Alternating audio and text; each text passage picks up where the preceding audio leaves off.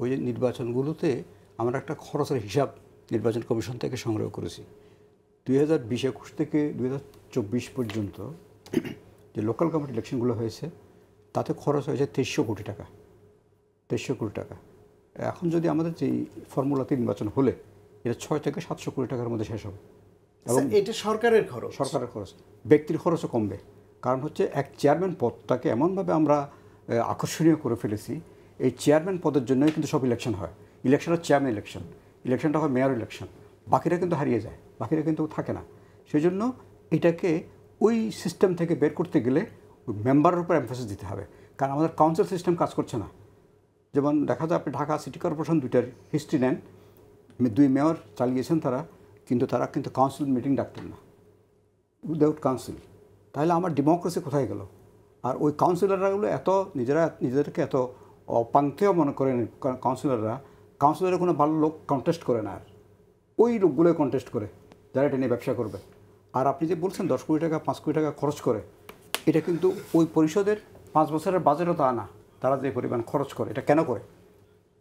এটা খুব ইন্টারেস্টিং। এই পরিষদ থেকে টাকাটা মেরে দেওয়া না, এটা হচ্ছে একটা লাইসেন্স।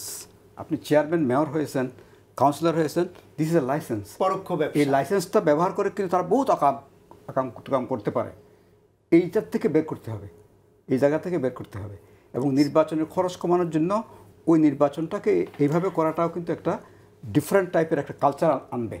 আর এখন শিক্ষিত মানুষজন ওখানে অংশগ্রহণ করে না, ভালো মজন অংশগ্রহণ করে না, কারণ জানে তার প্রথমত ক্ষমতা নেই। এখানে আসলে মানে পুরো কালচারাল একটা চেঞ্জও দরকার, মানুষের চিন্তার জায়গা পরিবর্তনটা দরকার।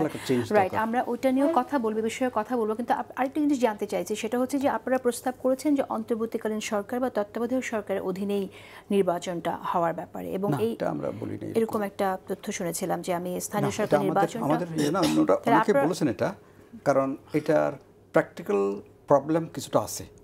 কারণ হচ্ছে কখন লোকাল গভর্নমেন্ট নির্বাচনটা হবে, আরেকটা নির্বাচন 5 বছর পর ডিউ হবে, তখন আসলে তত্ত্বাবধায়ক সরকার তখন আছে কিনা এটা আমরা বলতে পারবো না। তবে যদি হয় খুব ভালো, যদি একটা তত্ত্বাবধায়ক সরকার এরকম 5 মাসের হয়, মানে আমাদের রিপোর্ট এটা নাই, আমি জাস্ট আপনার কথার পরিপ্রেক্ষিতে বলছি, তাহলে কিন্তু তারা লোকাল গভর্নমেন্ট ইলেকশনও করতে পারবে, সেন্ট্রাল গভর্নমেন্ট ইলেকশনও করতে পারবে। তো এটা আরও হয়তো আলোচনার দরকার আছে এটা। কিন্তু আমরা এখন চেয়েছি যে বেসিক জিনিসগুলো রিফর্ম হোক, এগুলো আরও পরে হতে পারে। স্থানীয় সরকার নির্বাচন জাতীয় সংসদ নির্বাচনের আগে হওয়ার ব্যাপারেও আপনি একটা মন্তব্য রেখেছিলেন, এটা আমরা আগে পরে বলি নাই। আমরা বলছি যে আগে সংস্কার প্রয়োজন, তারপর নির্বাচনের প্রশ্ন আসবে, তখন নির্বাচনটা আগে করবেন পরে করবেন, এটা কোনো বড় ইস্যু না।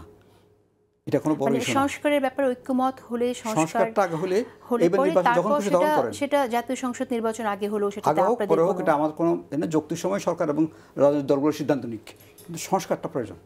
আচ্ছা, এখন সংস্কার যে পথে এগোচ্ছে, আপনি কি মনে করেন যে যে সংস্কারগুলো হওয়া প্রয়োজন, কিছুটা আপনারা কিন্তু আভাসও পাচ্ছি কোন কোন জায়গায় দলগুলো একমত না, দলগুলো আমাদের কিছু মতামত দিয়েছেন, সেগুলো আমরা দেখেছি।